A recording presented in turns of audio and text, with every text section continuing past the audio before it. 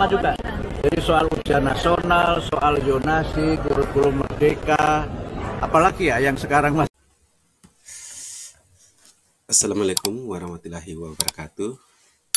Salam sejahtera buat kita semua. Ya, Bapak Ibu guru yang hebat.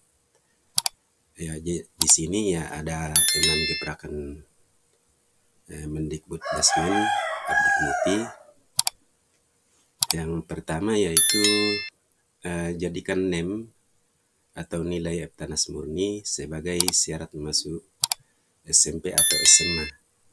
Hal ini ya kalau kita flashback ke belakang berarti kita kembali ke KTSP.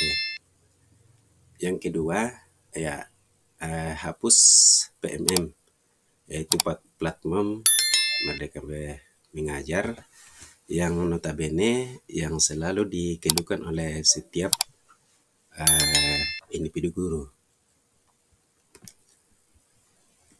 Nah, yang ketiga kembalikan mapel PMP. Ya, jadi kita kembali lagi ke KTSP. Kemudian yang keempat yaitu berlakukan syarat tidak naik kelas dan tidak lulus. Ya, jadi kalau sebagai Bapak Ibu guru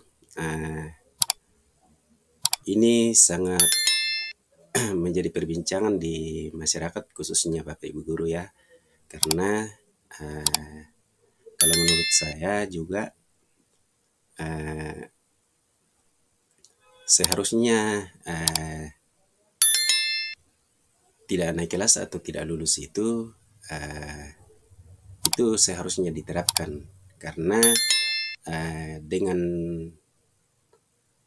tidak adanya tidak naik kelas dan tidak lulus, maka seolah-olah siswa di sekolah malas belajar karena persoalan dia beranggapan bahwa dia akan tetap naik dan dia akan tetap lulus.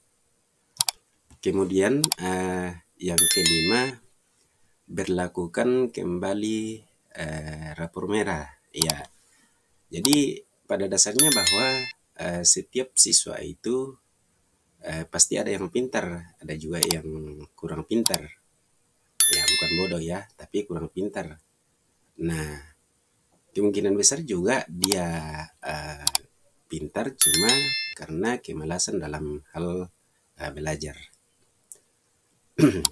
Kemudian yang keenam yaitu bebaskan guru dari administrasi.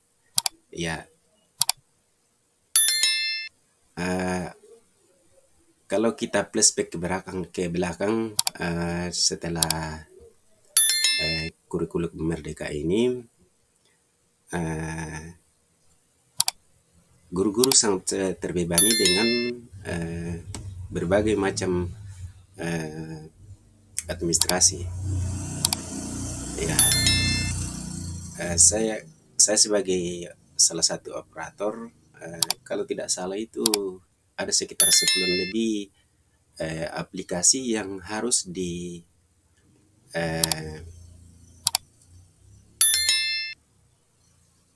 dikerjakan oleh guru, dan itu kebanyakan operator yang bertindak karena persoalan jaringan, khususnya kami dari daerah 3T. Nah, di sini ada 6 gebrakan Kemendikbud Dasmen, yaitu Profesor Dr. Abdul Mukti MED. Dan untuk lebih lengkapnya kita simak pernyataan dari Bapak Mendik Dasmen Abdul Mukti berikut ini. Dan juga dengan instansi-instansi terkait yang lainnya.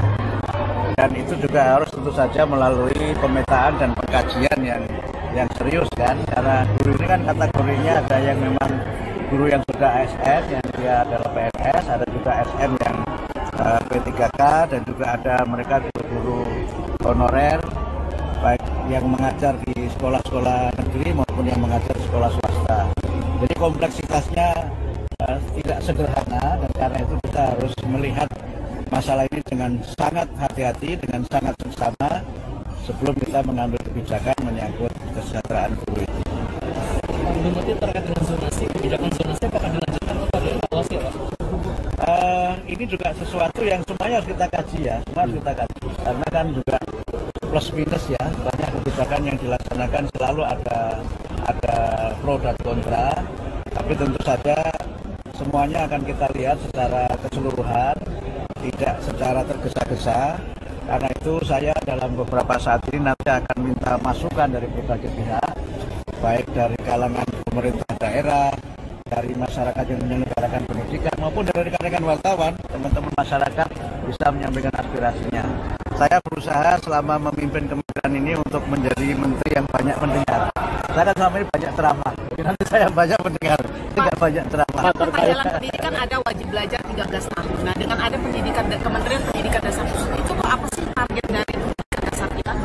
Jadi wajib belajar 13 tahun itu adalah komitmen kita untuk meningkatkan kualitas sumber daya manusia, dan terutama adalah pendidikan usia dini. Jadi 13 tahunnya bukan menjadi kelas 13, tapi pada sekolah itu akan menjadi perhatian, dan itu juga yang memang menjadi fondasi untuk pendidikan di tanah air kita ini. Di banyak negara maju, pendidikan prasekolah itu sangat penting. Tapi harus kita pahami bahwa pendidikan prasekolah itu tidak semuanya harus diselenggarakan di sekolah formal. Kita kan punya lembaga pendidikan informal dan lembaga pendidikan non formal, sehingga kita mendorong untuk ada kemitraan strategis dengan masyarakat sebagai penyelenggara pendidikan. Ya, untuk wajib belajar kan 12 tahun nih. Sekarang ada di MK itu kan digugat bagaimana swasta juga Iya, betul. Hukum, dan wajib belajar berkualitas itulah yang sekarang ini sedang jadi tantangan kita. Karena itu tadi saya menyampaikan bahwa dalam kita melaksanakan program ini harus bergotong royong. Pemerintah tidak bisa bekerja sendirian tanpa dukungan masyarakat. Dan oleh karena itu maka partisipasi masyarakat itu sangat kita perlukan.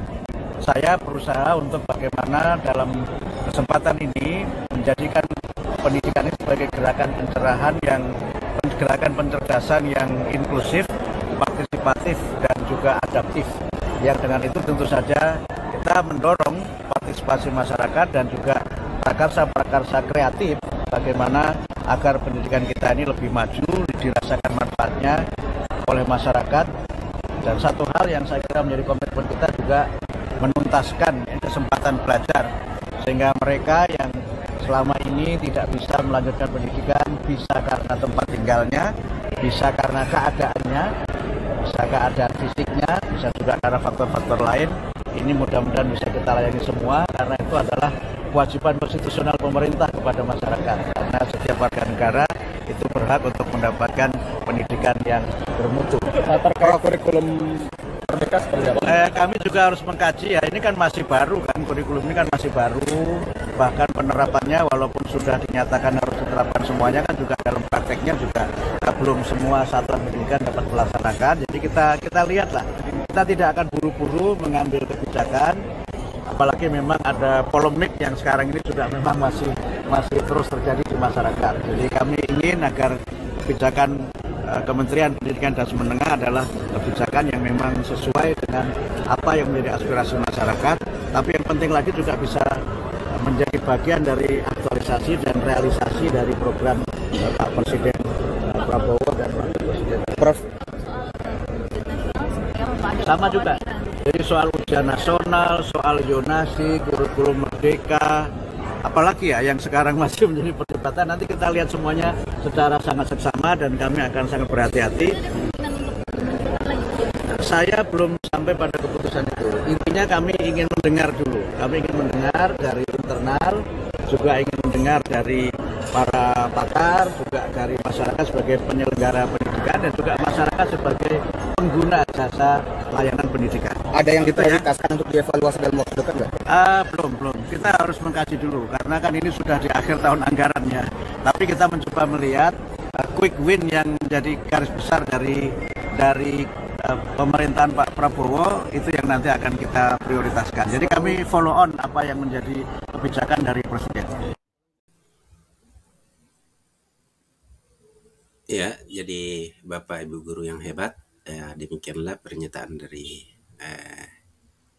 Bapak Menteri kita.